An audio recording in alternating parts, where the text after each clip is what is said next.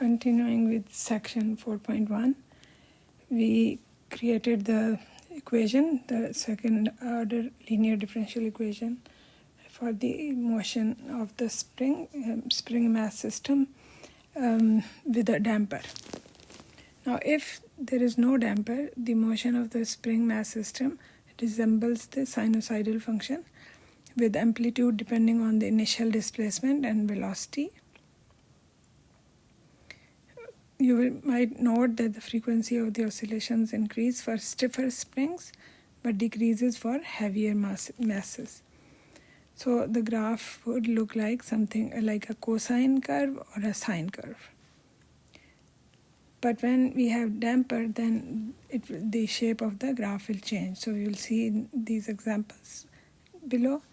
Example 1 is verify that if B is equal to 0 and F external force is 0, so B is 0 means there is no damper. Then equation 1 has the solution of the form this: y is equal to cosine omega t, where omega is given by square root of k over m. So here is our equation 1. I wrote it over here, and now we are going to plug in. So this is equation 1. And I'm going to plug in, I'm going to take this function. First, actually, let's figure out what our equation will look like, because F is 0, F external is 0, B is 0. So if I plug it in, our equation reduces. So the dE that we are dealing with is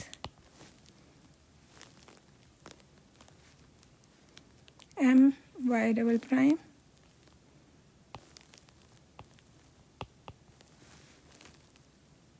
plus ky equal to 0. So we are dealing with this dE.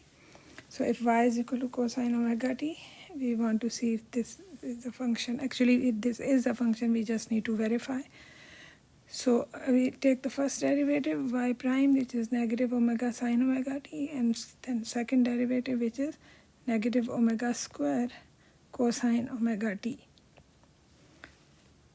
Now I plug these derivatives in the equation, and we get over here, plugging them in the dE.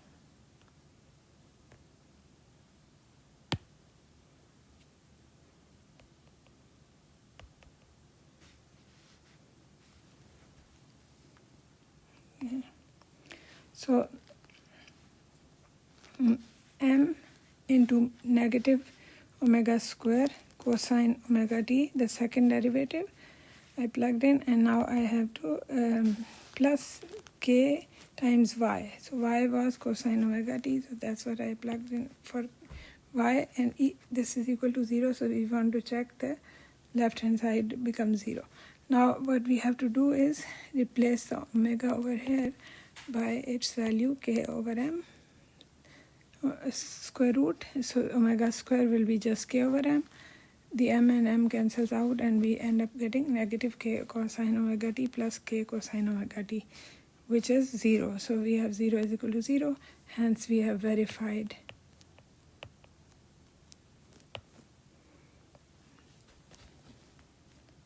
Okay, now we will look at another example.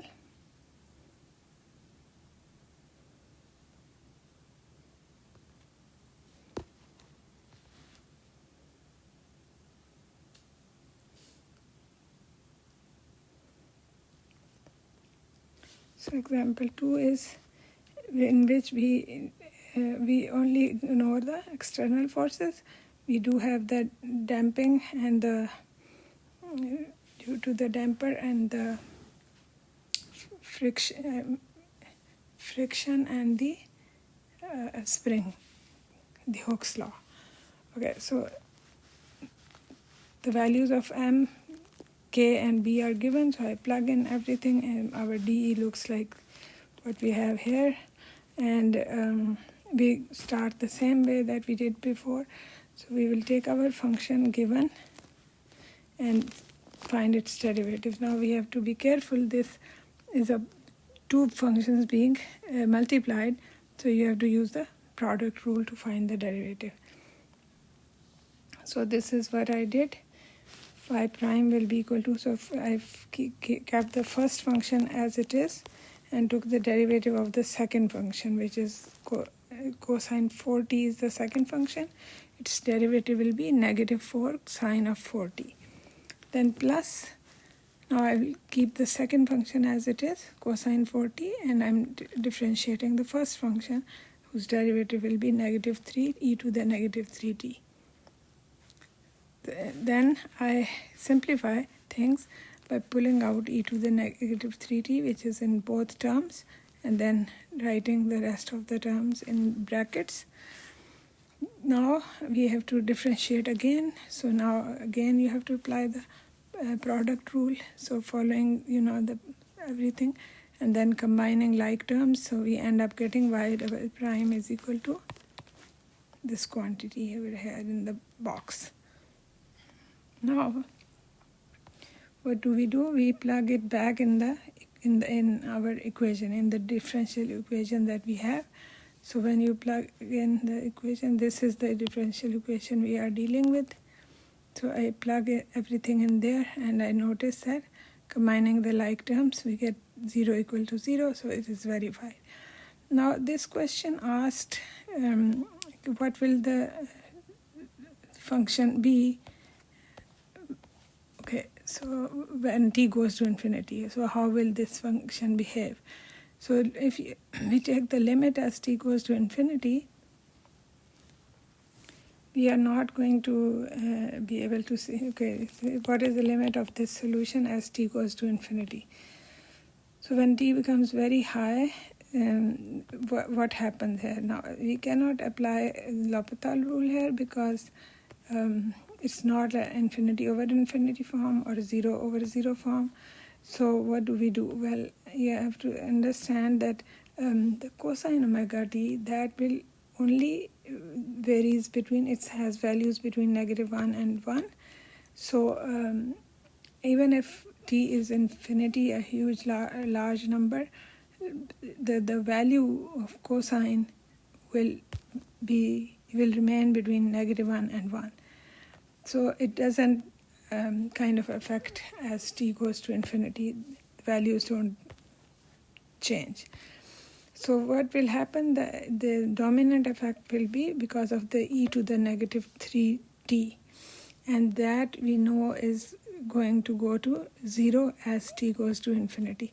Therefore, the limit as t goes to infinity of this solution will be 0. And I'm going to show you, if you graph the function, it will look like something. I'll show you in a second.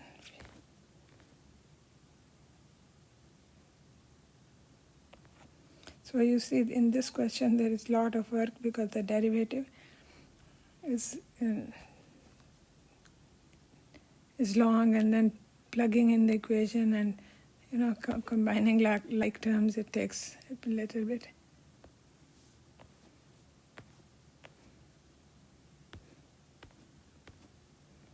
Okay, so I'm trying to get to the graph.